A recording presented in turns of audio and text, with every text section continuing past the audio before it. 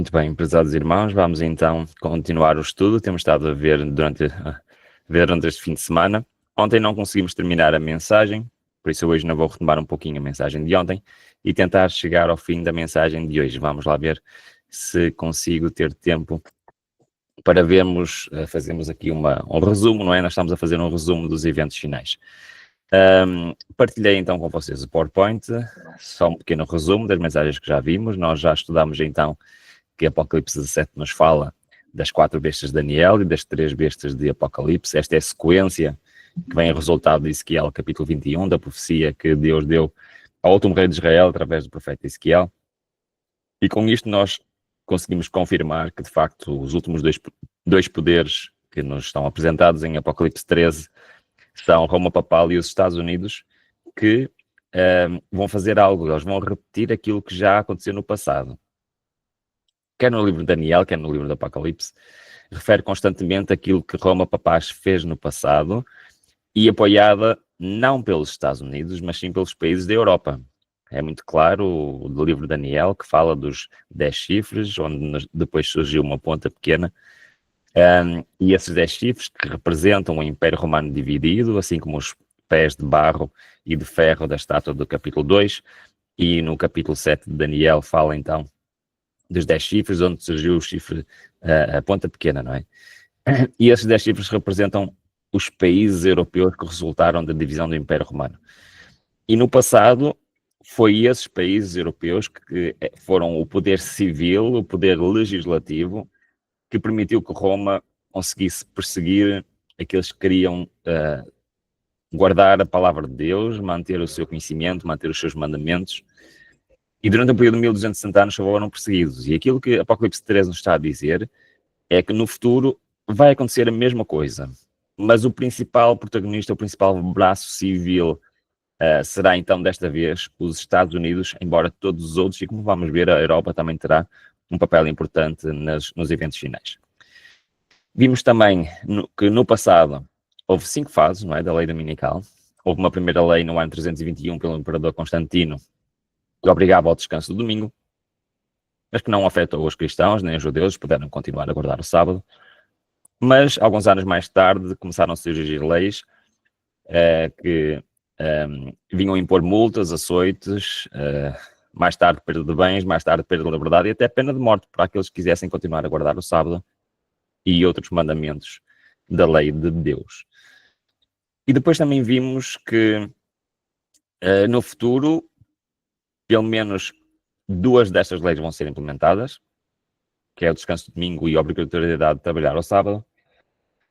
E o que é que acontece? Nós vimos que falta uma coisa para que as leis sejam instituídas, que é o fim da separação que existe nos Estados Unidos entre... estão a ver os slides, certo? Está aqui uma pergunta. Espero que os slides estejam no ar. Vimos que falta o fim da separação, da emenda de Johnson, da separação que existe nos Estados Unidos entre a Igreja e o Estado, para que a profecia se cumpra, porque a profecia é muito clara, serão as igrejas norte-americanas protestantes que vão influenciar o Estado para a implementação da primeira lei dominical. A primeira lei dominical, estou a fazer apenas um resumo, está bem? Para fazermos a sequência. A primeira lei dominical vimos que corresponde ao Apocalipse 13, 14, mas como no passado não terá consequências ao povo de Deus, mas será um sinal, o último sinal que o povo de Deus deve de abandonar as obras na cidade e deve buscar o sustento próprio para quem ainda não o está a fazer atualmente. E os 2 argumentos que serão usados serão um argumento moral e científico, ou seja, para melhorar a moralidade da sociedade e também para preparar o mundo para aquilo que os cientistas chamam do aquecimento global. Devemos parar um dia por semana e esse dia seria o domingo, como nós estivemos a estudar. E vemos também pela profecia da Apocalipse 16 que o instrumento pelo qual estes argumentos vão alcançar o mundo e vão convencer todos os líderes civis deste mundo será a comunicação social. As RAs de Apocalipse 17 representam então a comunicação social, o meio pela qual todo mundo vai aceitar estas leis. Um pouco como vimos no passado, não é? Com a pandemia do Covid-19, que a comunicação social teve, de facto, um impacto muito grande e deu uma força muito grande às medidas que foram sendo instituídas. E terminamos ontem a ver que haverá uma segunda lei, Esta lei encontra-se em Apocalipse 13:16, e esta sim significa receber o selo de Deus à marca da besta. Quando houver uma lei que obriga as pessoas a trabalharem ao sábado, os verdadeiros filhos de Deus terão que decidir não só saberem, como diz o texto, não é? A testa, compreender a lei de Deus, mas também a mão, pôr em prática esse mesmo conhecimento. E nesta altura, então, todo mundo terá decidido de que lado quer estar. Agora, a pergunta, entrando já, começando a mensagem de hoje, ou seja, terminando até a mensagem de ontem, a pergunta é: como é que o mundo vai ser obrigado a trabalhar ao sábado? Como é que o mundo vai ser obrigado a trabalhar 6 dias por semana e apenas descansar ao domingo? É que atualmente fala-se exatamente o contrário, fala-se em trabalhar menos e não em trabalhar mais. Por isso alguma coisa vai ter que acontecer. E assim como o argumento moral e científico vai ser os argumentos que vai levar o mundo a adotar a primeira lei dominical, de descanso dominical, a segunda lei de trabalhar ao sábado não serão estes argumentos. Precisamos de um novo argumento. Qual será então o argumento para trabalhar ao sábado? É que, pelo menos aqui na Europa, não sei se no Brasil é igual, a comunicação social insiste e os governos aqui na Europa insistem que devemos trabalhar menos. E já está a ser implementado em alguns países na Europa alguns testes de trabalharmos apenas 4 dias por semana e descansarmos 3 dias por semana. Ora, se nós vamos trabalhar menos, como é que poderemos obrigar toda a gente a trabalhar ao sábado? Porque a única maneira de obrigar todos a trabalhar ao sábado, essa semana de trabalho fora 6 dias. E um dia apenas de descanso, que seria o domingo para toda a gente. Ora, para nós entendermos isto, nós temos que perceber o que é que está a acontecer ao sistema financeiro mundial. Então vamos perder aqui uns 5 minutinhos a falar sobre o sistema financeiro, como é que ele evoluiu recentemente na história, o que é que se passa agora, para entendermos o que é que a profecia diz que vai ser o argumento para obrigar as pessoas a trabalhar no dia de sábado. Porque aparentemente não é isto que está a acontecer à nossa volta. Neste momento, os argumentos que nós vemos são para a primeira lei dominical. Aquilo que nós vimos pela comunicação social é que, de facto, o assunto do aquecimento global está sempre na agenda da comunicação social, está sempre na agenda da comunicação social o demonstrar a falta de moralidade que existe neste mundo, mas não vemos ainda os argumentos para a segunda lei dominical, e ainda vamos ver então agora porquê. Para entendermos isso, temos que recuar um bocadinho na história. Vamos para o século XVIII, e para este senhor chamado David Hume. David Hume foi o criador de um novo sistema financeiro chamado Gold Standard. Ora, o que é que acontecia? Acontecia que Portugal iniciou no século XV as rotas comerciais marítimas. Até o século XV, as rotas comerciais eram feitas terrestremente, ou seja, vinham bens de África, vinham bens da Ásia, especialmente da China, para a Europa. A Europa sempre foi um continente que buscava produtos diferentes, nomeadamente especiarias, e, por exemplo, para ir buscar seda ou ir buscar algumas especiarias à China ou à Índia, por terra, existe caminho, mas é um caminho bastante longo. No entanto, o que é que acontecia? Quando um carregamento saía da Índia, por exemplo, para chegar aqui à Europa, ele tinha que atravessar toda a Ásia, e à medida que eles iam passando por vários países, para não serem saqueados ou roubados, eles tinham que pagar taxas. Então eles iam pagando taxas ao longo do caminho. Passando toda a Ásia, iam pagando taxas. Chegando à Europa, iam pagando taxas e mais taxas e mais taxas. E como Portugal é o último país da Europa, é o país mais ocidental da Europa, era o último a receber as mercadorias que vinham da China ou que vinham da Índia. Ou seja, quando elas chegavam a Portugal, já tinham pago todas as taxas por todos os países onde tinham chegado, e chegavam a Portugal muito caras. Então Portugal tomou a iniciativa de tentar chegar à Índia e tentar chegar à China por barco. E conseguiram chegar lá por barco. Então iniciaram o comércio marítimo, que até hoje é a parte central do globalismo. Hoje, a grande maioria da mercadoria que circula neste mundo circula de barco. E este comércio começou pelos portugueses, depois os espanhóis, os holandeses, os ingleses, também acharam que era uma boa ideia, e assim se iniciou o comércio e o intercâmbio de mercadorias através de barcos. E isto tornou-se a norma a partir do século XVIII, do século XIX. Só que havia um grande problema, que era os barcos tinham que levar grandes somas de dinheiro para poderem ir comercializar muito longe. E o dinheiro nesta altura era o quê? Era prata, era ouro, isso era o dinheiro da altura. Então os barcos levavam baús cheios de moedas de ouro, de moedas de prata, para poder fazer os seus negócios. E isso tornava os barcos apetecíveis a piratas, a serem assaltados. E ainda hoje, muitos destes barcos que foram afundados por tempestades, equipas procuram-nos, porquê? Porque têm tesouros lá de baixo. Têm ouro, têm a prata. Ora, o David Hume chegou à conclusão que isto era um grande problema. E então ele inventou um novo sistema financeiro, já perto do final do século XVIII e início do século XIX, que era o seguinte: os bancos emitiam um documento, que esse documento representava valor em ouro. Ou seja, o banco guardava o ouro e emitia um documento com esse valor de ouro. E então os comerciantes levavam esse documento em vez de levarem o ouro, que era muito mais fácil de transportar, muito mais fácil de guardar. E esse documento depois era usado nas transações. Ora, e esses documentos deram origem àquilo que nós chamamos de dinheiro físico, notas. As notas iniciaram-se como sendo a representação de valor em ouro. E isto foi inventado por este senhor David Hume, e passou a fazer parte do gold standard, ou seja, as notas físicas, o dinheiro, era uma representação do ouro que estava guardado nos bancos. Ora, o que aconteceu? O gold standard, que acabei de explicar, foi o sistema monetário cuja primeira fase vigorou desde o século XIX até à Primeira Guerra Mundial.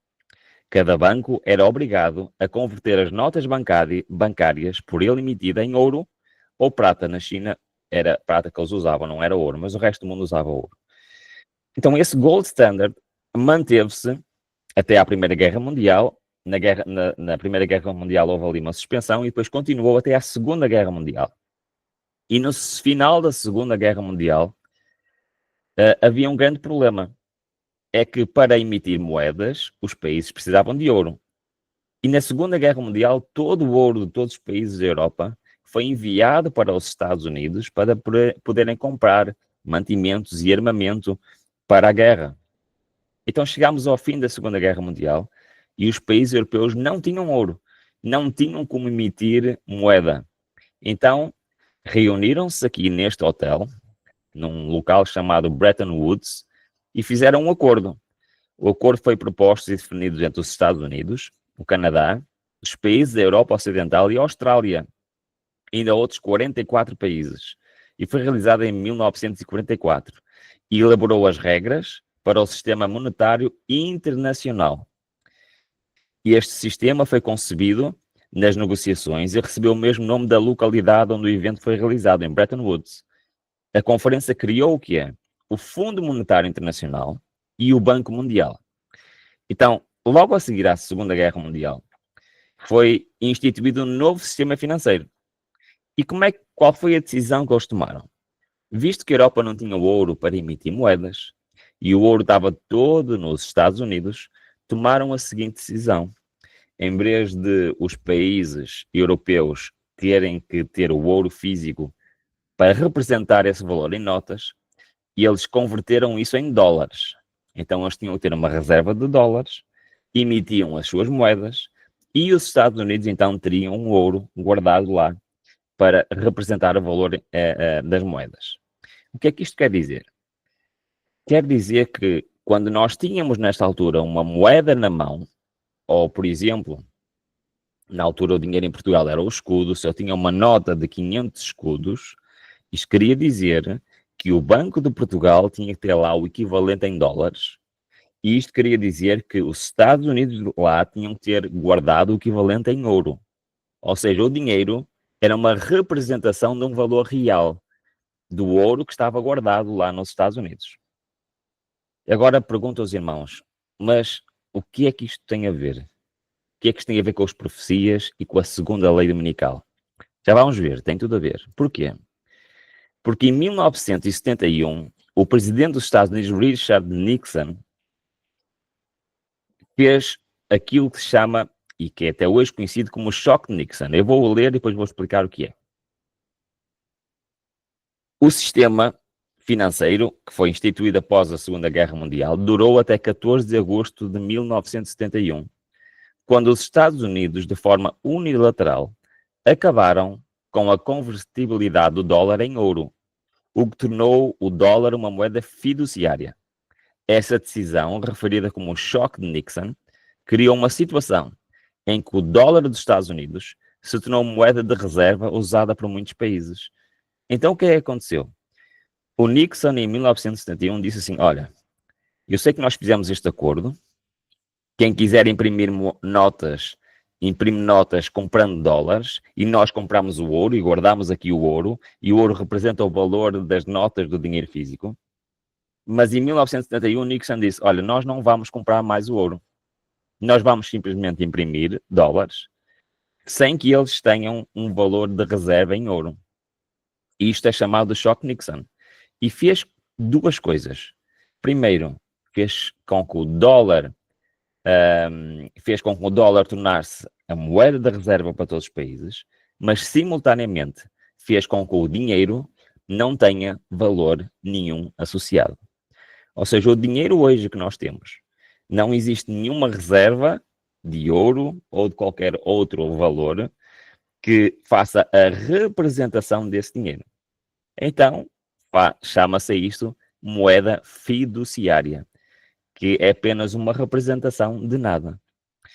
Então, a partir de 1971, os governos mundiais podem simplesmente imprimir dinheiro quando precisam, criando simplesmente dívida. Ora, os irmãos devem estar a perguntar, por que é que eu estou a contar toda esta história? Já vão perceber. Vamos olhar ao que é que aconteceu às economias a partir desta data. O que é que aconteceu às economias dos Estados Unidos, e à economia da Europa, à economia do Brasil e de muitos outros países. Vamos nos focar na economia dos Estados Unidos. Reparem, a partir desta altura, estamos aqui em 1980, apenas 9 anos após o choque de Nixon de 1971, e este quadro, que está disponível online, são as estatísticas das finanças do governo dos Estados Unidos, mostra que em 1980 a dívida nacional dos Estados Unidos era 918 bilhões de dólares, o que significa que cada contribuinte tinha uma dívida de 12 mil dólares. Porque a dívida do Estado dos nossos países, quem paga é os contribuintes, por isso a dívida é dos contribuintes, é nossa. Bom, e o que aconteceu? 20 anos depois, no ano 2000, a dívida já não era 900 bilhões, mas tinha duplicado vezes 6 e já era 5,6 trilhões de dólares. O que significa que cada contribuinte americano no ano 2000 devia 54 mil dólares. Bom, continuamos um pouco mais à frente. 2020, a dívida americana é 29 trilhões de dólares. No ano 2000, cada cidadão, cada contribuinte americano devia da dívida do Estado 271 mil dólares. Ora, bem, mais recentemente, já este ano, o que é que vocês acham que está a dívida? A dívida está a aproximar-se 37 trilhões de dólares. O que significa que cada contribuinte americano deve da dívida do Estado Federal 323 mil dólares por contribuinte. Isto é excluído as dívidas dos Estados, é excluído a dívida particular, a dívida das empresas, e todas estas dívidas têm que ser pagas pelos contribuintes. E se juntarmos todas estas dívidas, cada cidadão americano deve mais de 1 milhão de dólares, ou seja, mais de 6 milhões de reais por contribuinte. E isto é o que está a acontecer em todo o mundo ocidental, em quase todos os países da Europa. Desde 1971, simplesmente os governos podem, quando precisam, imprimir dinheiro e emitir dívida. Só que isto está-se a tornar um problema descontrolado.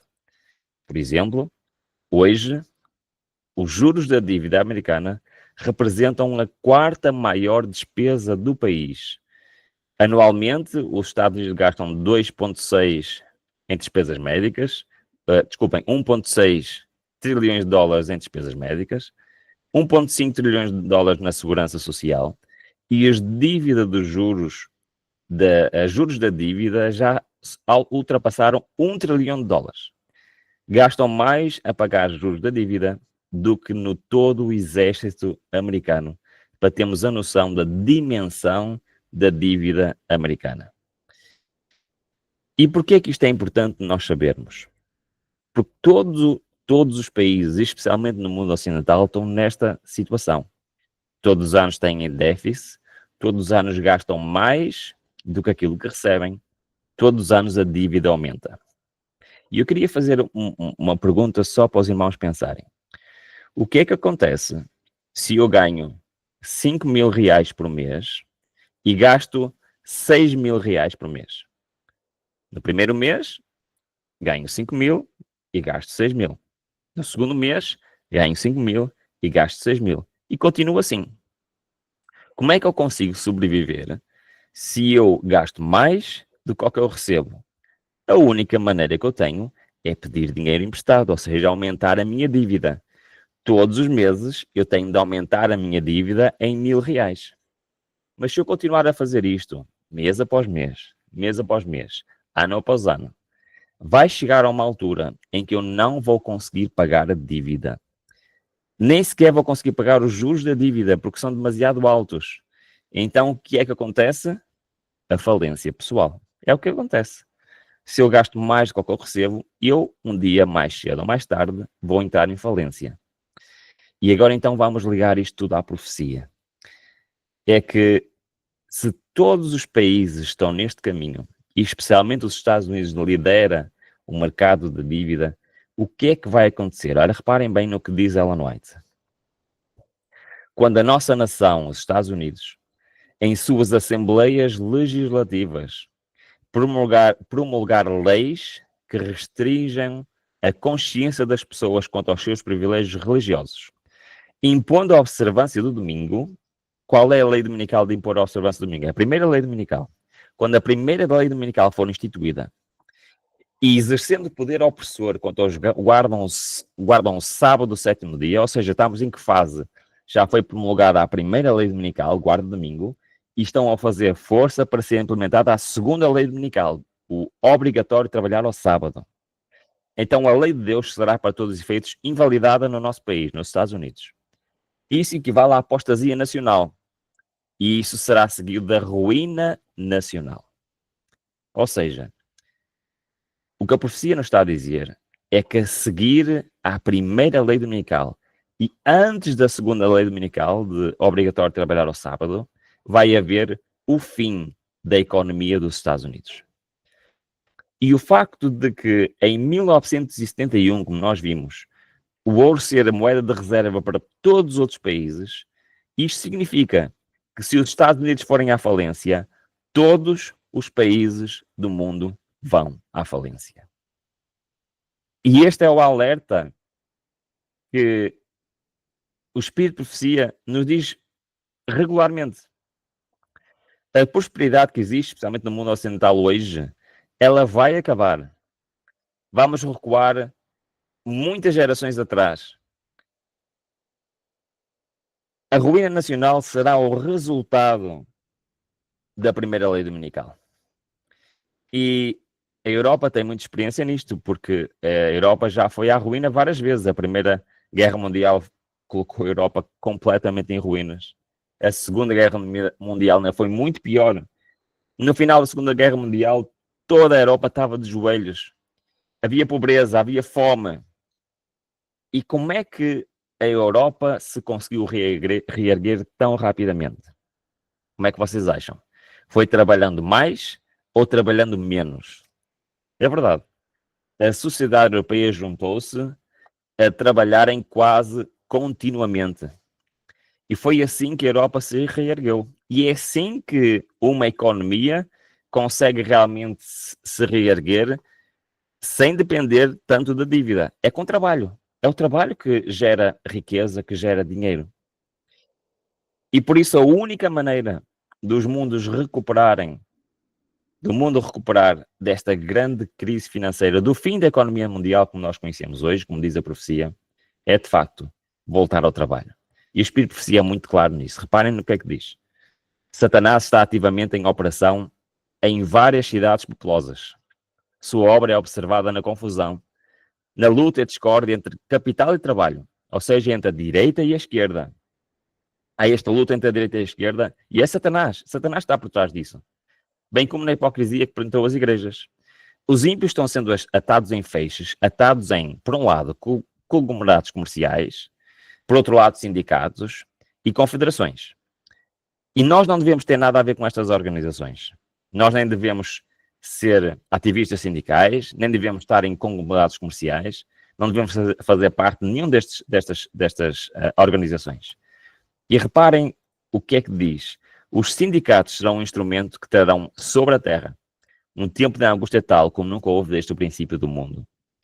É verdade. Hoje vemos os sindicatos a dizer o quê? Temos de trabalhar 4 dias de semana, temos de trabalhar menos horas, temos de ganhar mais dinheiro. E é verdade que, aparentemente, isto são boas ideias. Mas o que é que está a fazer? Está a levar o mundo para o fim da economia mundial. Porque é impossível nós trabalharmos menos e recebemos cada vez mais. A única forma que os governos têm que fazer isso é aumentar a sua dívida. E aumentar a dívida é um passo para a frente do precipício. Então, qual será o argumento que será usado? Será exatamente isto. A maior crise financeira da história. O fim da economia mundial. Então, teremos que fazer o quê? Teremos que trabalhar para recuperar a economia. Então, para a segunda lei dominical do sábado, o argumento será um argumento financeiro. A segunda lei encontra-se em Apocalipse 13:16, que diz: e faz com que todos lhes seja posto um sinal na sua mão direita ou na sua testa. Esta segunda lei equivale a receber o selo de Deus ou a marca da besta. O argumento para implementar 6 dias de trabalho será um argumento financeiro. E todo mundo irá concordar que temos realmente de reerguer a economia, porque aquilo que vai acontecer vai ser devastador. No entanto, no meio de toda esta confusão, o povo de Deus vai ter que decidir de que lado quer estar. Vai ter que decidir se quer ser aqueles que são marcados como não estando a contribuir para o fim da fome, o fim da grande crise financeira, mas para isso espiritualmente significa receber o selo de Deus ou a marca da besta. Então, como estamos a ver, temos aqui uma crise financeira que vai contribuir para a segunda lei dominical. Mas não vai terminar aqui. É que logo a seguir, Apocalipse 13:16-17 diz: e faz com que a todos, pequenos e grandes, ricos e pobres, livres e servos, lhes seja posto um sinal na sua mão direita ou nas suas testas. É a lei anterior. Mas a seguir vem logo o quê? Vem logo outra lei. Para quê? Para que ninguém possa comprar ou vender, senão que ele tiver o sinal, ou o nome da besta, ou o número do seu nome. Então vemos aqui uma terceira lei dominical. A terceira lei dominical é o quê? É o não poder comprar nem vender. Quem não respeitou as leis anteriores, de observância do domingo, ou do trabalhar ao sábado, não vai poder comprar e vender. Isto encontra-se em Apocalipse 13:17 e significa controle total. Isto significa que o povo de Deus terá de ter sustento próprio. Compreendem porque é que a primeira lei dominical é o último aviso para o povo de Deus abandonar as grandes cidades? Vai ser impossível quem vive em grandes cidades poder sobreviver mantendo-se fiel a Deus. É impossível. Na cidade não há nenhuma maneira das pessoas poderem obter sustento próprio. Não há nenhuma maneira das pessoas que poderem criar o seu próprio alimento. Não há nenhuma maneira de poderem passar despercebidas e serem diferentes dos outros.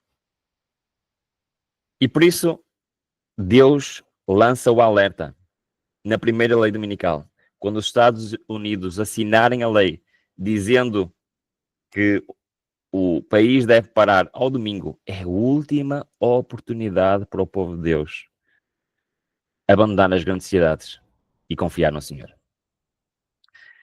Porque o que é que significa não poder comprar e vender? Se eu não posso comprar e vender, quer dizer que eu não posso ter uma empresa, não posso ter um emprego, não posso ganhar dinheiro. Isto também significa que eu não posso comprar nada. Não posso ir ao supermercado, não posso ir ao mercado comprar frutas, legumes, alimentos, não posso ir à farmácia comprar medicamentos, não posso ir ao hospital receber apoio médico. Isto significa que eu não posso ter nem bens, nem serviços. Não posso ter água pública em casa, não posso ter eletricidade, não posso ter telemóvel, sinal telemóvel, não posso ter internet, não posso ter nada que eu tenha que comprar. Isto significa que nesta altura o povo de Deus será entregue a si próprio e terá de conseguir sobreviver no meio do mundo em que eles estão completamente desligados daquilo que se passa neste mundo.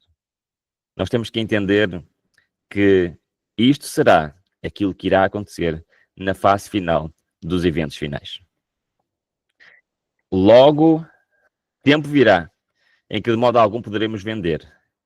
Logo virá o decreto proibindo os homens de comprar ou vender a qualquer pessoa senão que tenha um sinal da besta. Sabem, irmãos, esta profecia sempre fez muita confusão. Como é que é possível isto? Como é que é possível alguém não poder comprar e vender? Porque eu pego numa moeda, uma nota, por exemplo, de 10 euros, ou no Brasil, uma nota, não sei, 10 reais, 20 reais, não importa. E como é que o Estado pode impedir alguém de pegar numa nota, ir a algum local e trocar essa nota por um bem?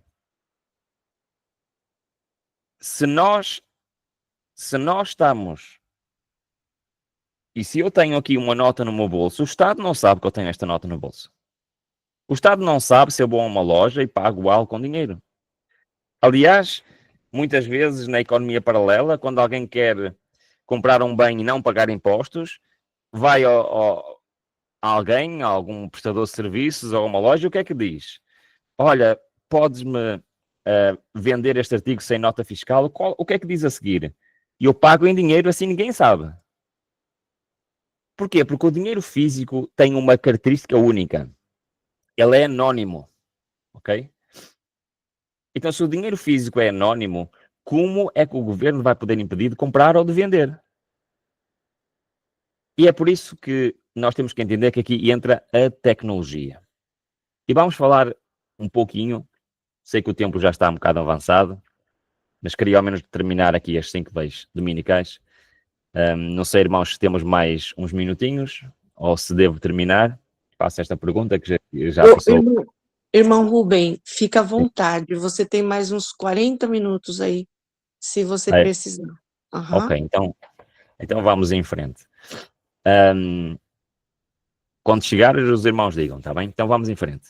Então, se o dinheiro é anónimo, como é que se vai cumprir esta profecia? Nunca entendi como é que esta profecia se ia cumprir. Como é que o Estado pode impedir eu de comprar ou vender? Como é que eles têm controle sobre o meu dinheiro se eles não sabem se o dinheiro é anónimo? Pois é. Mas é que há cerca de 15 anos atrás foi inventada uma nova tecnologia. Esta tecnologia foi popularizada por algo que hoje é chamado de Bitcoin. Penso que já ouviram falar do Bitcoin. O Bitcoin é uma moeda descentralizada que permite transações rápidas, globais, tem baixas taxas de transação, é transparente, permite independência financeira. E o Bitcoin foi uma criptomoeda descentralizada, código aberto, que permite transações sem intermediários.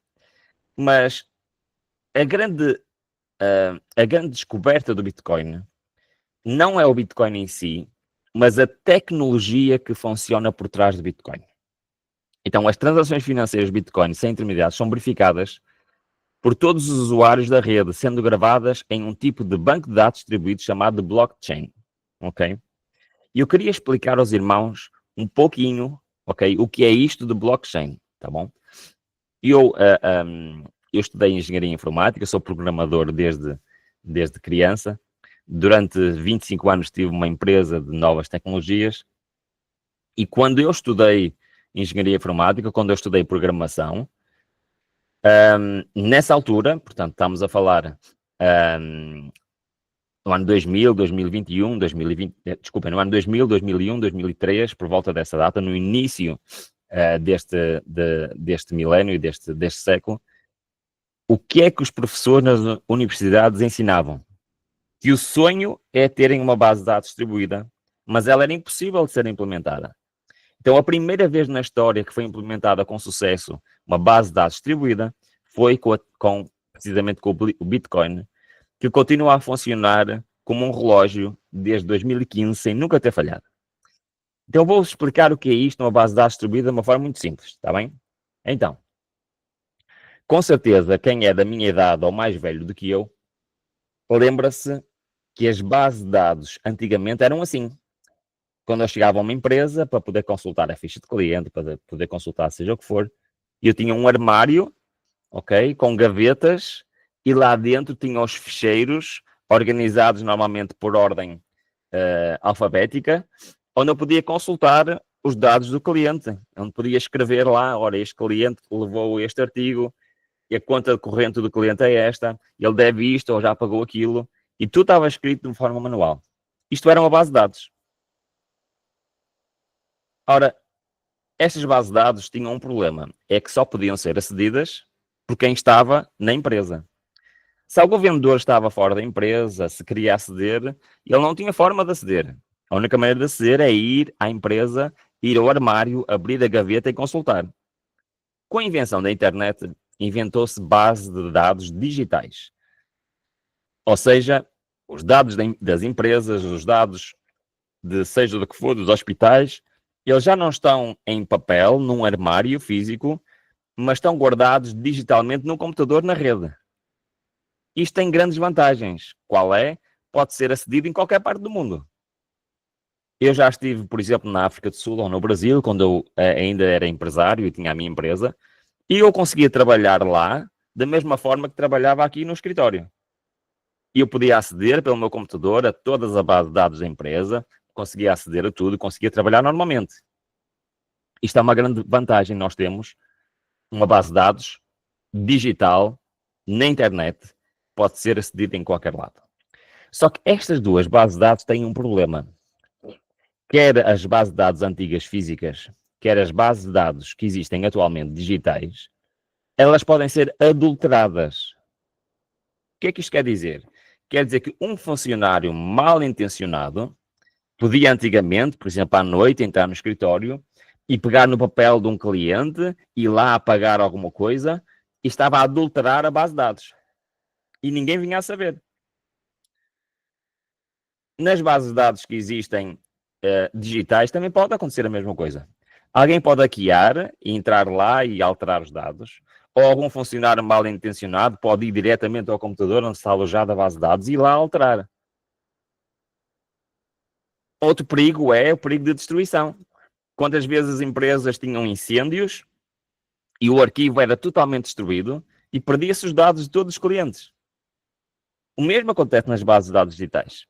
As bases de dados digitais estão fisicamente num computador e se houver algum fenómeno ou algum incêndio, algum problema, ou até serem assaltados e roubados, o que acontece aos dados?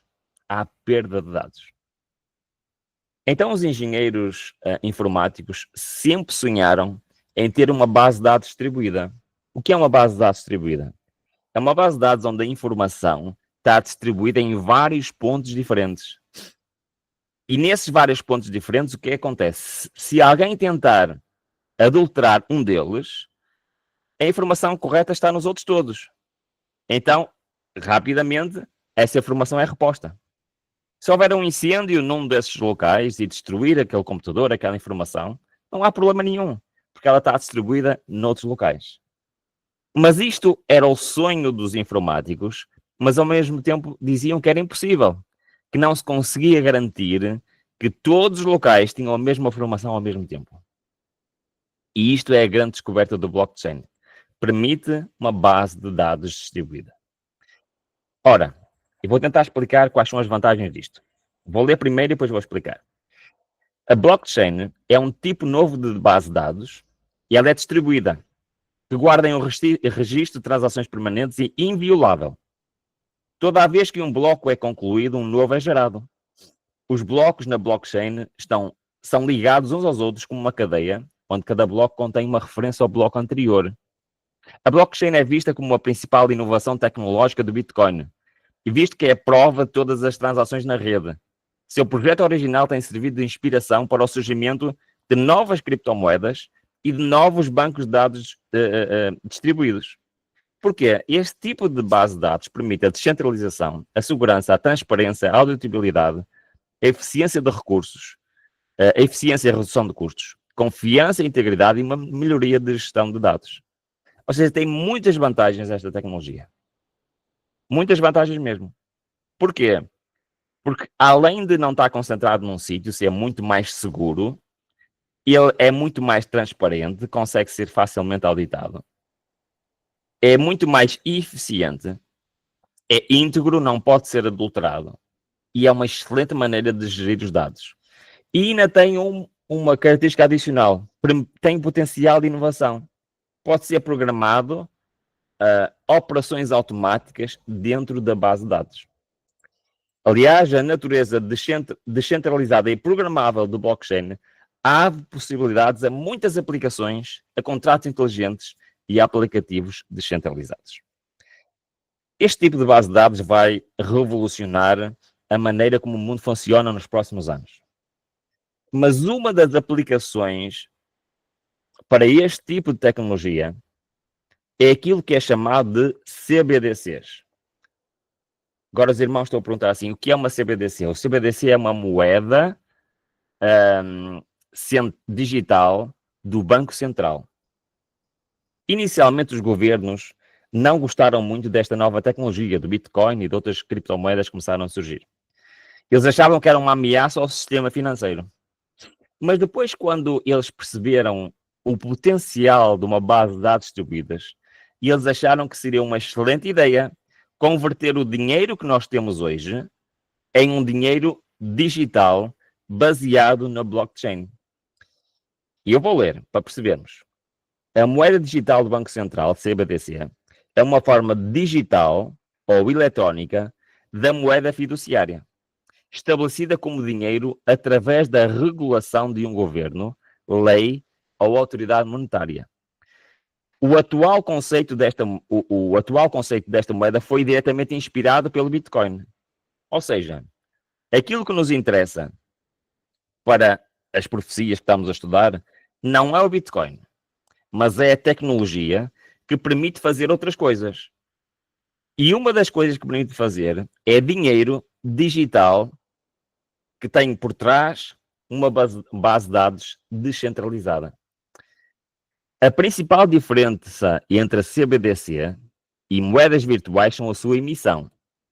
As criptomoedas normalmente não são emitidas nem controladas pelo governo, são descentralizadas. Obviamente que as moedas digitais dos bancos centrais são centralizadas no Banco Central do país, como o nome sugere. Ou seja, os países olharam para esta tecnologia e pensaram assim, isto é uma excelente maneira de nós termos um novo tipo de dinheiro digital.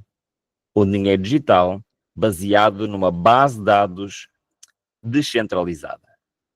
Ora, depois disto tudo, o que é dinheiro digital baseado numa base de dados descentralizada? Reparem os benefícios. Primeiro, é dinheiro que não pode ser roubado. É impossível roubar este dinheiro. Porque se qualquer pessoa tentasse roubar, imediatamente sabia quem é que roubou. É dinheiro que não pode ser usado para fraude. Dinheiro que não pode ser usado para atividades ilícitas. Dinheiro que não pode ser usado para comprar um bem sem nota fiscal. É impossível fugir aos impostos com este tipo de dinheiro. É impossível não pagar impostos. Porque, como ele pode ser programado o pagamento automático de impostos. Isto parece uma grande vantagem. Nós temos dinheiro que é tão seguro, tão fiável, que não pode ser roubado, não pode ser adulterado, não pode haver fraude. Parece realmente que é um dinheiro, é um novo tipo de dinheiro muito interessante. Tanto que a grande maioria dos países já aprovaram este tipo de dinheiro e já estão a implementar este tipo de dinheiro. Neste momento, 130 países já têm projetos na fase final. Por exemplo, ainda este ano vai ser lançado o Euro Digital. Isto é um print screen da página do Banco Central Europeu, onde temos o Euro Digital com a tecnologia do blockchain. No Brasil não é diferente. No Brasil está quase a ser lançado o Drex. O Drex é exatamente isto.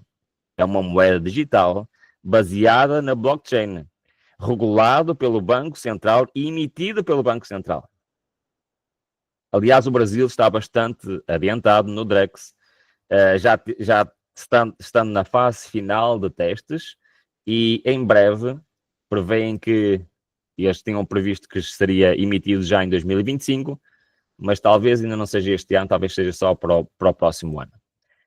Ora, se esta moeda é tão... eu vou avançar esta parte, que não é tão importante. Se esta moeda parece, este tipo de moeda, parece ter tantos benefícios, como não poder ser roubado, não poder ser adulterado, não poder haver fraude, é de facto um tipo perfeito de dinheiro. Só que há uma característica que ela é diferente do dinheiro que temos atualmente. É que este dinheiro, para não poder ser roubado, para não poder haver fraude, para não poder haver fuga dos impostos, há uma característica que este dinheiro tem que é diferente do dinheiro que nós temos atualmente. É que ele não é anónimo. Ou seja, o governo vai conseguir saber a cada segundo quem tem cada cêntimo do real, do euro, do dólar. Sabem exatamente a cada segundo, porque está tudo na base de dados distribuída, onde é que está o dinheiro, de onde é que ele veio, para onde é que ele foi. Ou seja, têm controlo total sobre este tipo de dinheiro. Richard Werner, que é um dos maiores especialistas do mundo em dinheiro, já escreveu muitos livros acerca da história do dinheiro, acerca de como é que funciona o dinheiro. Ele é professor da Universidade de Winchester. E ele, em 2023, deu uma entrevista à revista Fortune falando sobre este tipo de dinheiro, as CBDCs, moedas centrais dos bancos centrais. Agora, reparem bem o que é que ele disse deste dinheiro.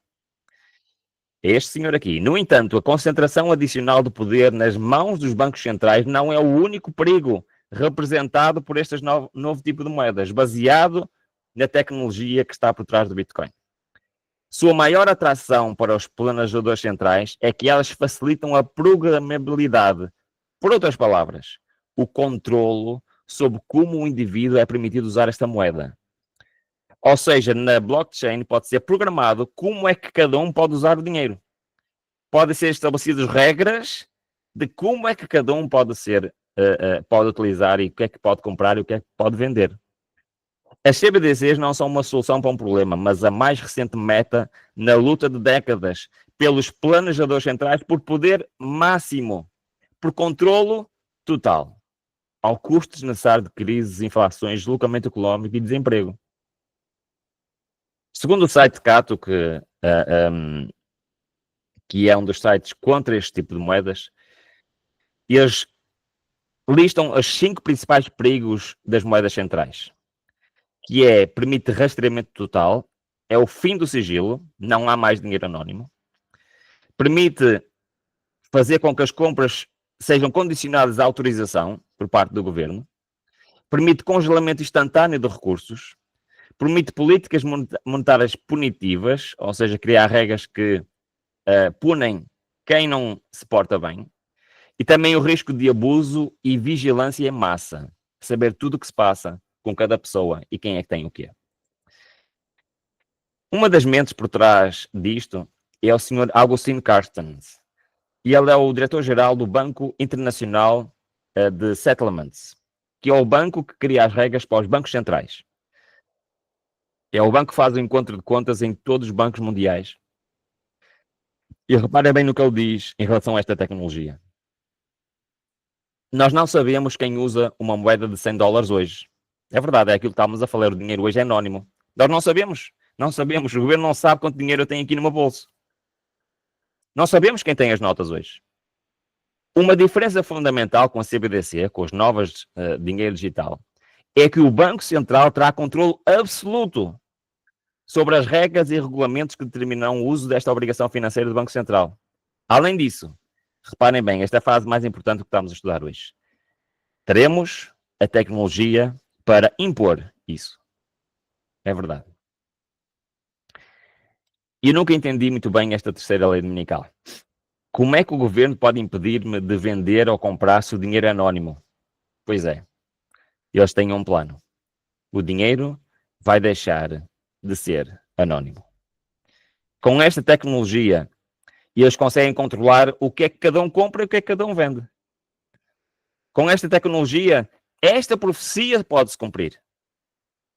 E é por isso que tivemos este tempo todo a falar sobre isto, para termos esta conclusão. Irmãos, há 20 anos atrás isto não era possível. O cumprimento desta profecia não era possível. Não era possível o governo impedir alguém de comprar ou de vender. Mas hoje, como disse aqui o Augustin Carstens, há a tecnologia que permite impor isto. Haver controlo absoluto. Como é que alguém gasta, usa o seu dinheiro.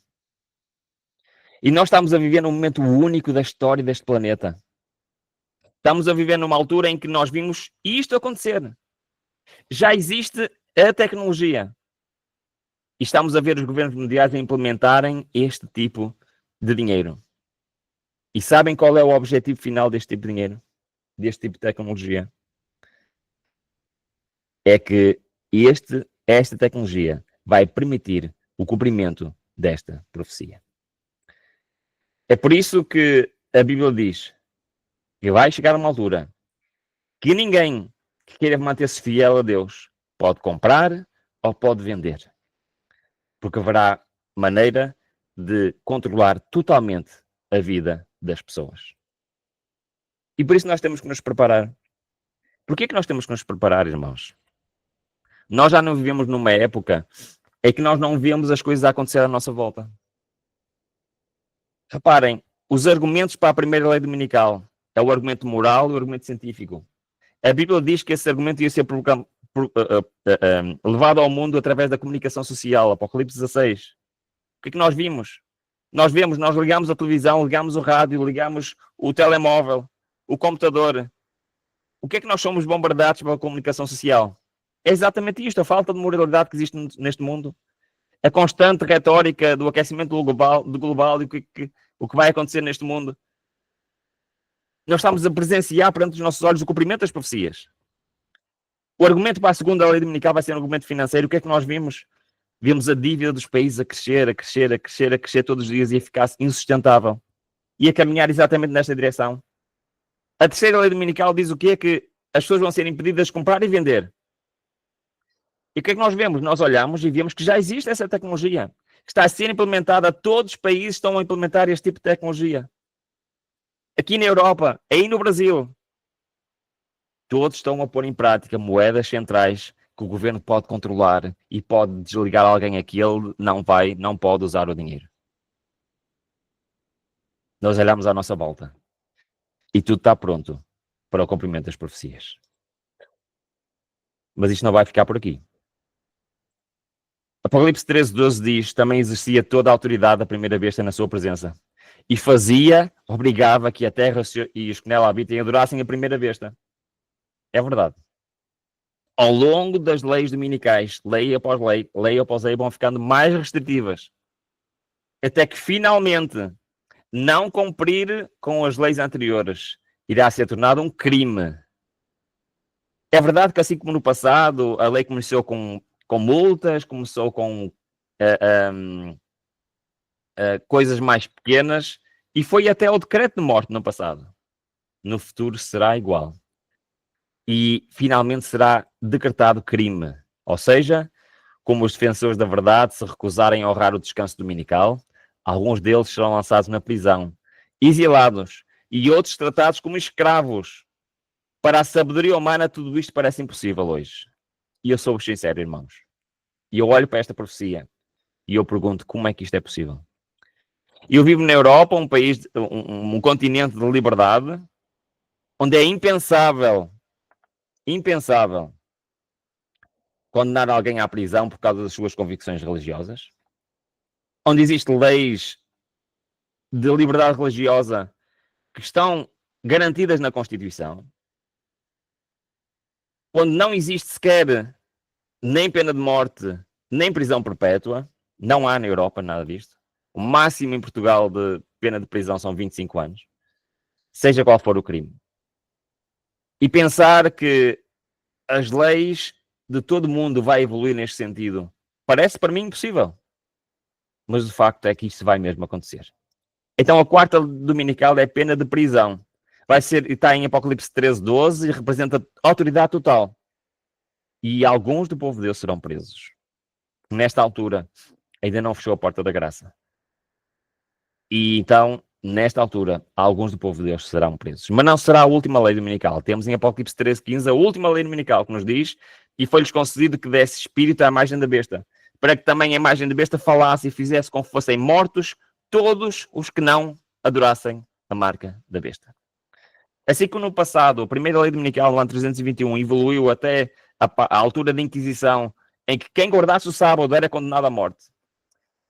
Penso que no estudo de sexta-feira vos mostrei o auto da Inquisição Portuguesa, em que um homem, um cristão, foi morto simplesmente porque queria guardar o sábado. No futuro acontecerá o mesmo. Mas nesta altura, na altura da quinta lei dominical, que normalmente chamamos do decreto de morte, a lei que condena à morte todos os que não adorarem besta, o povo de Deus pode estar ciente e confiante que isto nunca será executado. No Grande Conflito diz-nos o seguinte: quando o decreto promulgado pelos vários governantes da cristandade contra os observadores dos mandamentos de retirarem a proteção do governo, abandonando-os aos que lhe desejam a destruição, o povo de Deus fugirá das cidades e vilas e reunir-se-irá em grupos, habitando nos lugares mais desertos e solitários. E continua dizendo, e citando Isaías 33, Ellen White diz: muitos encontrarão refúgio nas fortalezas das montanhas. Semelhantes aos cristãos dos vales de Piamonte, dos lugares altos da terra, farão santuários, agradecendo a Deus pelas fortalezas das rochas. Eu já tive o privilégio de estar aqui em Piamonte, lá onde os valdenses viveram. Já estivemos lá a filmar para o projeto do Grande Conflito. E, irmãos, é incrível lá estar, ver aquela gruta onde eles se reuniam, ver as condições em que eles viviam. E é incrível pensar que provavelmente a minha geração, a vossa geração, irá ver acontecer exatamente o mesmo. Assim como os valdenses viveram refugiados nas montanhas, o povo de Deus no tempo do fim terá de passar pela mesma experiência. E esta frase, fortaleza das montanhas, é uma referência direta a Isaías 33. Reparem bem o que dizem em Isaías 33.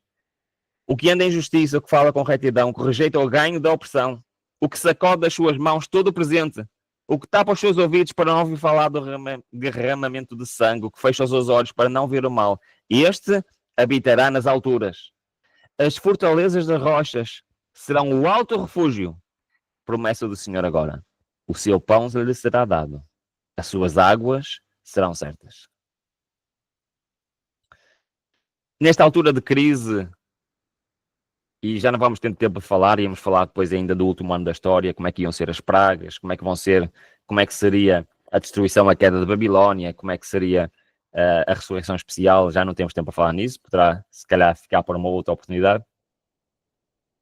Mas podemos ter a certeza que neste último ano da história, na maior crise que este mundo vai passar, em que as pragas vão estar a ser derramadas aqui neste mundo, a promessa do Senhor não são mansões, mas Ele promete um refúgio nas rochas, nas montanhas. Serão o seu alto refúgio. E o que é que Deus garante? O pão e a água será certas. Não nos garante mais nada, mas garante a nossa sobrevivência. Garante que, nesta altura, nós não temos que planear nada. Não temos que comprar um sítio na montanha para sobreviver, para plantar o nosso alimento. Não. Na altura da última lei dominical, do decreto de morte, o povo terá de depender totalmente de Deus. Assim como Elias foi alimentado quando lá estava, também o povo de Deus será alimentado. Deus garante, nos dará alimento e nos dará água para sobreviver nesta altura de crise final. Então, a quinta lei dominical, a pena de morte, está em Apocalipse 13, 15. Todas estas 5 leis dominicais estão em Apocalipse 13. E é o sinal. Quando ela for assinada, é o sinal para fugir para os montes e para serem sustentados por Deus. Então, aqui no ecrã, nós temos o resumo, e depois, se os irmãos quiserem, eu posso enviar as apresentações, não tem problema nenhum. Está aqui representado as 5 leis dominicais. Assim como no passado houve 5 fases, no futuro também haverá 5 fases diferentes da lei dominical. A primeira lei dominical será a obrigatoriedade do descanso ao domingo. Nós podemos cumprir esta lei, não tem problema. Podemos não trabalhar ao domingo. O problema virá na segunda lei, em que todo mundo será obrigado a trabalhar ao sábado. E eu relembro que os principais argumentos para a primeira lei dominical é o argumento moral e científico. O principal argumento para o trabalho de sábado é o argumento financeiro. Depois traremos o comprar e vender, a terceira lei dominical. E já existe hoje tecnologia para isso. Foi o que tivemos a ver. Quarta lei dominical, pena de morte. O tornar crime quem não cumpre as leis anteriores. E quinta lei dominical. Pena de prisão, desculpem. E a quinta lei dominical, pena de morte. Tudo isto é o que está apresentado. E podemos aprender através do Apocalipse, capítulo 13. Irmãos, são 10h30. Não sei se continuo mais um bocado, se paramos por aqui e guardamos o resto para uma próxima oportunidade. Irmão, se você quiser, você tem mais uns 15 minutos aí, deixa uns 15 minutinhos para perguntas, mas Ok. Então vamos fazer assim. Eu vou só falar rapidamente sobre o aquecimento global, tentar em 10 minutinhos, e depois paramos para obter as perguntas, tá bom? Ok, vamos lá então. Então, agora vamos nos concentrar na fase final. Na fase final, no último ano da história, não vamos conseguir ver tudo, que ainda teríamos muito para ver, mas vamos concentrar na fase final. O que é que vai acontecer nesta altura em que vai ser decretada a pena de morte, ok? E porquê é que os argumentos que foram usados para a lei dominical depois vão ser usados contra os proponentes dessa mesma lei, contra Roma. Então, em Apocalipse 7, 2 a 4, que nós não estudamos, que não tivemos tempo, normalmente eu começo com esta profecia, mas diz o seguinte: e vi outro anjo subir do lado do sol nascente, e tinha o selo do Deus vivo, que nós já sabemos que é o sábado, e proclamou com grande voz aos 4 anjos a quem fora dado o poder para danificar a terra e o mar. Reparem esta linguagem, terra e o mar, é exatamente as bestas que estão em Apocalipse 13. Uma saiu da terra, outra saiu do mar. Ok? E também é uma representação para a terra na sua globalidade. Dizendo, não danifiqueis a terra, nem o mar, nem as árvores, até que hajamos selado nas suas testas os servos do nosso Deus. Ou seja, o derramamento do juízo de Deus sobre esta terra não pode vir até que todos estejam selados. E ouvi o número de selados e eram 144 mil. Ok? Então o que é que este versículo está a dizer? Está a dizer que, em primeiro lugar, que as cenas finais vão se desenrolar quando alguma coisa acontecer em relação ao selo de Deus vivo. E só há selo de Deus vivo. Reparem, irmãos, isto é muito importante. Só há selo de Deus vivo quando for obrigatório a marca da besta. Ou seja, só na segunda lei dominical de obrigatório trabalhar ao sábado é que nós temos o selo de Deus vivo e a marca da besta. E é que nós temos então o que é? O início do selamento. Então o que é que nós conseguimos compreender? Que o selamento só pode começar quando houver selo. E selo só pode haver após a segunda lei dominical.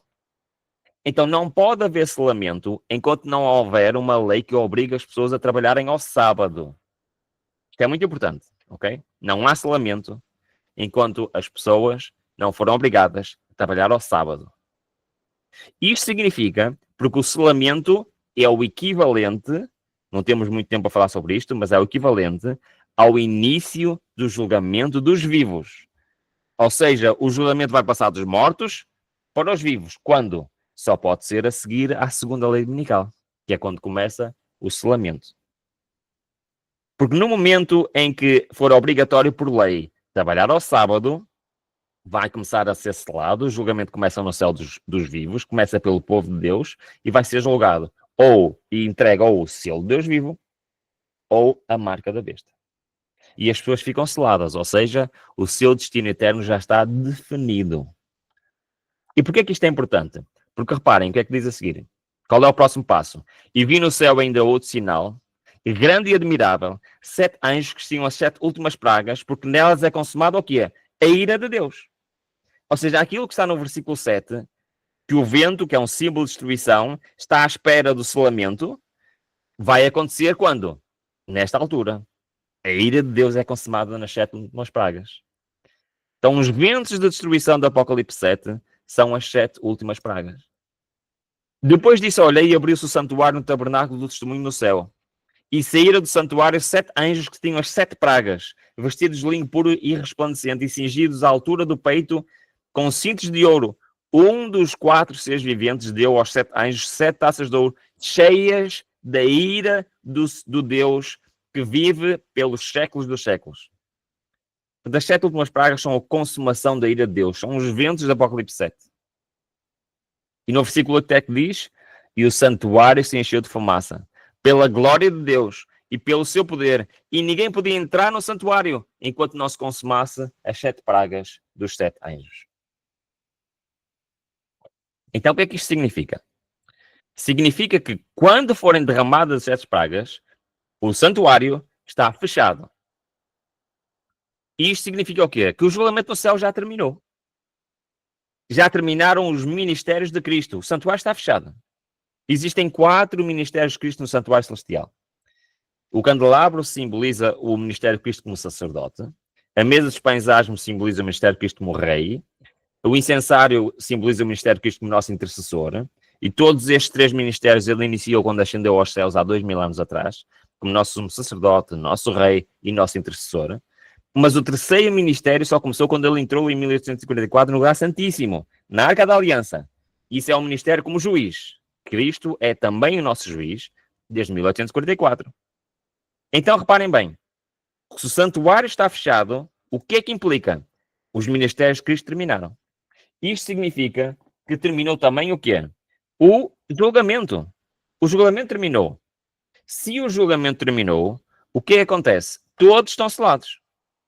Todo este mundo, desde os salvos aos ímpios, todos estão selados, ou com o selo de Deus, ou com a marca da besta. Isto também significa que o Espírito Santo já se retirou do mundo, também podemos estudar isto. E inicia-se a execução do juízo. As 7 últimas pragas fazem parte da execução do juízo, é a ira de Deus. E é por isso que Apocalipse 2 diz que quem é injusto, seja injusto ainda. Quem é sujo, seja sujo ainda. Quem é justo, seja justificado ainda. Quem é santo, seja santificado ainda. E eis que venho, e o meu galardão está comigo para dar segundo a sua obra. Ou seja, o que é que Apocalipse está-nos aqui a dizer? É que a partir do momento em que termina o julgamento no céu, o destino de todos está traçado. Os salvos estão salvos, os ímpios estão condenados. Já não há mais ministérios de Cristo, ou seja, já não há mais intercessor. Já não há mais perdão dos pecados, já não há mais sacerdote. E se alguém do povo de Deus pecasse a partir deste momento, tudo estaria em risco. Todo o plano de salvação. Nesta altura, os salvos permanecerão salvos e permanecerão livres do pecado até à segunda vinda. Os ímpios permanecerão ímpios e sem possibilidade de perdão até à segunda vinda. Ou seja, o que é que nós sabemos? que quando começarem as pragas, nós saberemos que o julgamento já terminou e o destino eterno de todos estará finalizado. Vamos resumir isto com esta citação de profecia. Era impossível serem derramadas as pragas enquanto Jesus oficiava no santuário. Mas ele, terminando a sua obra, encerrando-se o quê? O julgamento, encerrando-se a intercessão, encerrando-se o sumo sacerdote, todos os mistérios de Cristo encerram. Nada havia para deter a ira de Deus. E ela irrompeu com fúria sobre a cabeça desabrigada do pecador culpado, que desdenhou a salvação e odiou a correção. Naquele tempo terrível, depois de finalizada a mediação de Jesus, os santos estavam a viver à vista de um Deus santo, sem intercessor. Cada caso estava decidido. E o que é que acontece nesta terra? Começam a ser derramadas as 7 pragas. Ora, por que nós estamos a falar disto? Isto é muito importante. Olhemos para as primeiras 4 pragas. A primeira praga é uma úlcera maligna e dolorosa sobre que tem o sinal da besta. E eu queria aqui chamar a atenção que a Bíblia é muito clara. As pragas são só para aqueles que são selados com a marca da besta. Ninguém que está selado com o selo de Deus vivo, ninguém do povo de Deus, daqueles que confiam no Senhor e que vão se matar fiéis, vão ser afetados pelas 7 últimas pragas. E qual é a primeira praga? É uma doença terrível, um cancro, uma úlcera maligna. Segundo, mar em sangue, morte dos animais marinhos. Temos aqui uma diminuição dos animais que existem neste mundo. Terceiro, rios e fontes em sangue. Ou seja, as águas deste mundo, do mar e dos rios, vão se tornar impróprias e não vão conseguir sustentar a vida. Os animais marinhos vão perecer. Quarto, aumento da atividade solar, grande calor, muitos incêndios. Mas o povo de Deus terá seguro disto lá nas fortalezas das montanhas. Então, eu quando estudei as pragas, eu achei que as pragas eram muito parecidas com aquilo que os cientistas dizem que vai acontecer neste mundo. Então eu decidi estudar esta questão climática que nós sabemos, questão climática e científica, que nós já vimos que vai ser um dos grandes argumentos para a implementação da primeira lei dominical. E eu fui a ver fontes oficiais do que é que os cientistas dizem que vai acontecer neste mundo. Reparem bem, isto é um resumo daquilo que os cientistas dizem e que todos nós já ouvimos isto na comunicação social. Lembram-se, a comunicação social é que vai convencer o mundo. Então o que é que eles dizem, os cientistas? Que vai haver um aumento das doenças, vai haver uma diminuição da biodiversidade, ou seja, muitas espécies de animais vão morrer. E eles dizem que vai haver um aumento da temperatura, que vai haver um aumento dos incêndios, um aumento das tempestades, uma diminuição dos glaciares, ou seja, os glaciares que existem quer no Polo Sul, quer na zona norte do nosso território, vão diminuir, e que vai provocar o quê? Um aumento do nível do mar. É isto que os cientistas dizem que vai acontecer neste mundo, ok? Então tem uma proposta. Vamos olhar para as profecias e ver se as profecias falam nestas coisas. Bom, nós já vimos que nas 4 primeiras pragas temos um aumento de doenças. Sim, a primeira praga é uma doença. Uma diminuição de biodiversidade. Sim, a segunda e a terceira praga falam em mortes de animais. Um aumento de temperatura global e incêndios. Claramente, a 4ª praga fala de aumento da atividade solar, de grande calor e de incêndios. Então, pelo menos estas 4 coisas que os cientistas dizem que vão acontecer, a Bíblia também diz que vai acontecer.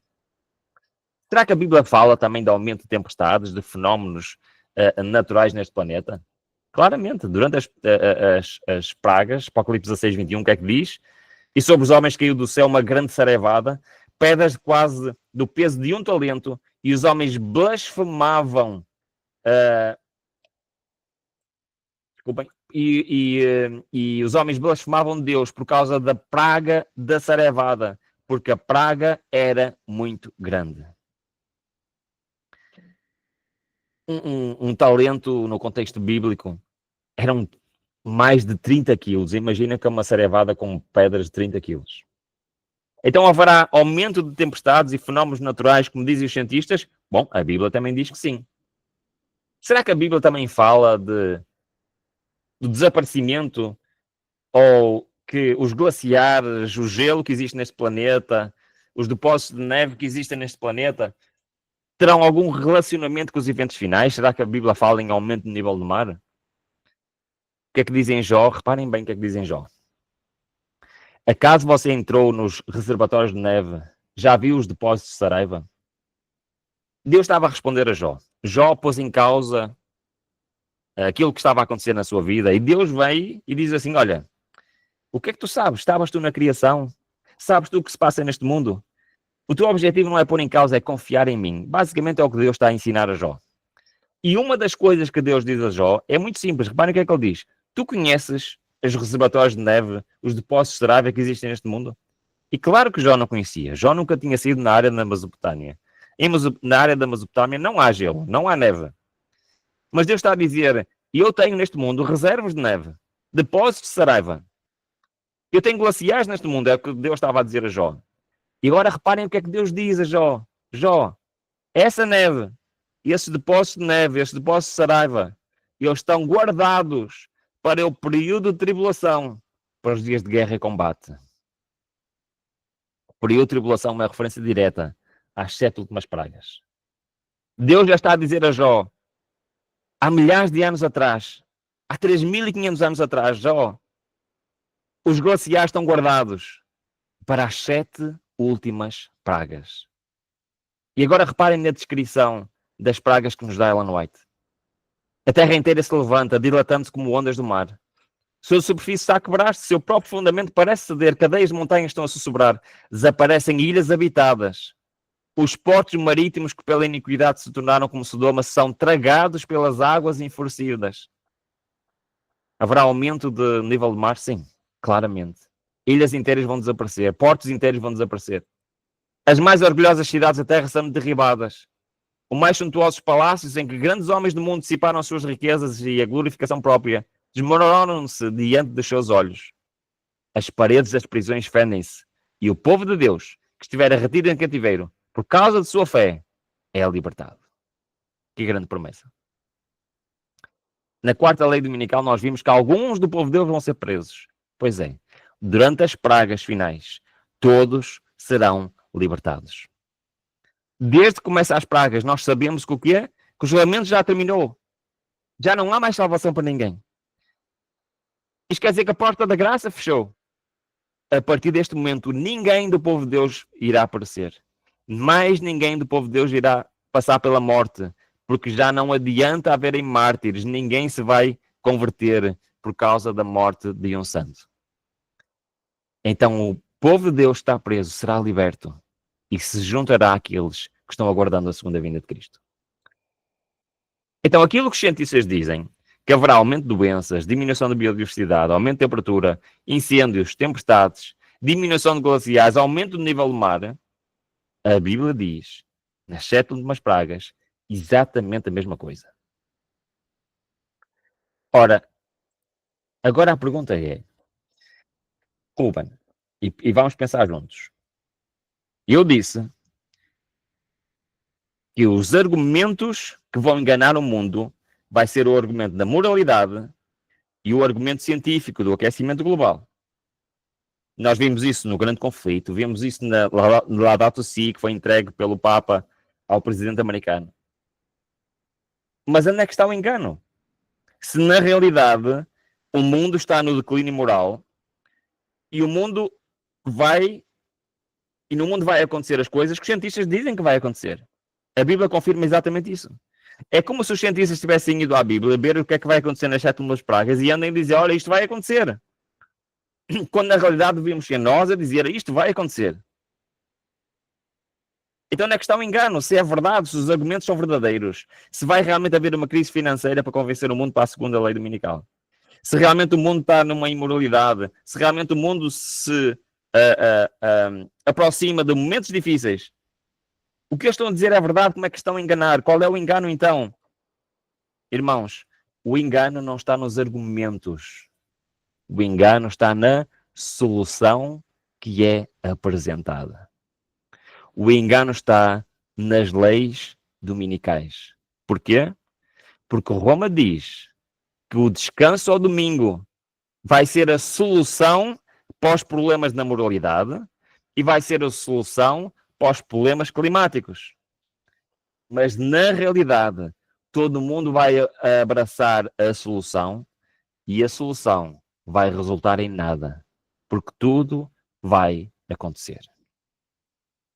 E é precisamente nesta altura em que o mundo vai ver que estas ideias e estas leis, afinal, não estão a resultar e que tudo está a acontecer na mesma, que as pessoas vão perceber que foram enganadas. Quinta praga, a Babilônia é atingida pelas pragas. Sexta praga, o rio Eufrates se seca, ou seja, o fim do apoio popular à Babilônia. As pessoas vão descobrir que foram enganadas. Então, quando chegar a data para ser executado o decreto de morte, em vez de ser destruído o povo de Deus, assim como aconteceu no livro de Esther, quando chegou a data para ser destruído o povo de Deus, quando chegar a data da execução do decreto de morte, quem será destruído será a Babilônia. Não será o povo de Deus. Ninguém do povo de Deus se irá perecer. Vou só ler isto para terminar. As duras experiências que o povo de Deus enfrentaram nos dias de Esther não foram peculiares a esse tempo somente.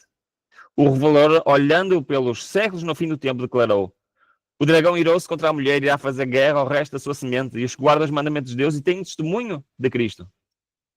O mesmo espírito que nos séculos passados levou os homens a perseguirem a verdadeira igreja, levará no futuro a adoção de uma conduta similar para com os que mantêm a lealdade a Deus. Mesmo agora estão a ser feitos preparativos para este último grande conflito. O decreto que finalmente sairá contra o remanescente povo de Deus será muito semelhante ao que a Assuero promulgou contra os judeus. E o que aconteceu? Ninguém entre os judeus pereceu. Quem foi liberto foi o povo de Deus. Quem foi destruído foram os inimigos do povo de Deus. E é por isso que o livro do Apocalipse começa e termina com esta frase: feliz aquele que lê as palavras desta profecia, e feliz aqueles que ouvem e guardam o que nela está escrito, porque o tempo está próximo. Irmãos, a profecia é muito clara. Aqueles que leem a palavra da profecia do Apocalipse, aqueles que ouvem, e hoje estamos a cumprir já estas duas partes, ler e ouvir, e aqueles que guardam, que pretendem cumprir o que está escrito neste livro, irão ser felizes mesmo no meio do tempo de angústia, mesmo no meio da altura mais difícil da história deste planeta. Mas depois este livro termina com uma frase semelhante a esta, mas repara bem no que diz: eis que venho, feliz é aquele que guarda as profecias deste livro. Reparem na diferença. No início diz que feliz é aquele que lê, que ouve e guarda. Mas no fim diz que feliz é apenas aquele que guarda. Sabem porquê, irmãos? Porque chegará a altura em que já será tarde demais para estudar, para ler, para ouvir, para falar sobre as profecias. Chegará uma altura em que a porta da graça vai fechar. Já será tarde demais, já não será mais um momento para pregar. E por isso hoje é o momento de nós falarmos sobre estes assuntos. Hoje é o momento de nós estudarmos sobre estes assuntos. Hoje é o momento de nós lermos, ouvirmos, guardarmos e nos prepararmos para aquilo que vai acontecer.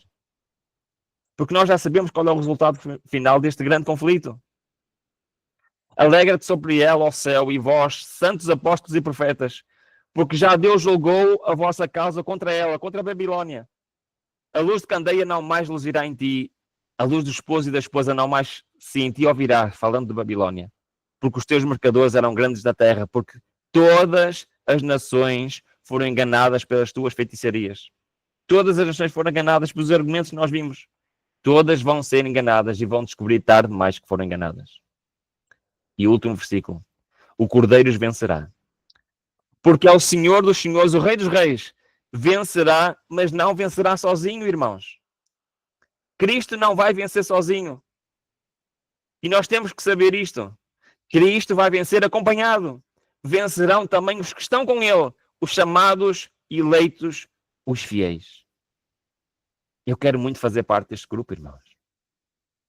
Quero muito que vocês façam parte deste grupo. Quero muito também que nós possamos partilhar com os nossos amigos, nossos familiares, com o nosso próximo, estas mensagens de advertência, para que mais pessoas possam estar prontas, para que mais pessoas possam vencer com Cristo. Temos que alertar o mundo para o que se aproxima. E Deus quer me escolher a mim, quer escolher a cada um de vocês. Eu quero muito fazer parte daqueles que confiam no Senhor, que se vão manter firmes e em pé, mesmo no meio de todas estas leis, toda esta confusão, tudo que vai estar a acontecer no mundo. E a promessa de Deus é incrível. E eu estarei contigo. Amém. Que assim seja. Que Deus nos abençoe. Amém. Uma oração, irmão, por favor. Sim, vamos orar. Ó bem querido Pai, Deus Todo-Poderoso, louvado seja o teu santo e divino nome. Obrigado, bom Pai, porque tu nos amas tanto, que nos quiseste avisar com antecedência tudo o que vai acontecer, Senhor, com um único objetivo: aumentar a nossa fé, bom Pai, e preparar-nos para aquilo que vai acontecer. Abençoa a mim, abençoa cada um destes irmãos que está aqui comigo. Usa-nos como um instrumento nas tuas mãos, como arautos do Evangelho, para levar a tua mensagem ao mundo, Senhor, e também para advertir a importância que o sábado, que a tua lei tem na nossa vida. Nós sabemos, Senhor, que a lei não nos salva. E por isso ajuda-nos a levar a lei sentada em ti, sentada em Cristo, bom Pai. Ajuda-nos a proclamar ao mundo a importância de ter uma relação pessoal contigo, de dependermos de ti. Ensina-nos hoje, bom Pai, a depender totalmente de ti, independentemente da circunstância. Prepara, Senhor, o teu povo para o encontro contigo. Prepara o teu povo para as cenas que se aproximam, Senhor. Porque nós olhamos à nossa volta, tudo está pronto, as profecias estão-se a cumprir. Mas está tudo pronto. Será que eu estou pronto, Senhor? Ajuda-me a preparar-me, hoje já, a entregar tudo nas tuas mãos e a aceitar ser dirigido por ti. Em nome de Jesus. Amém.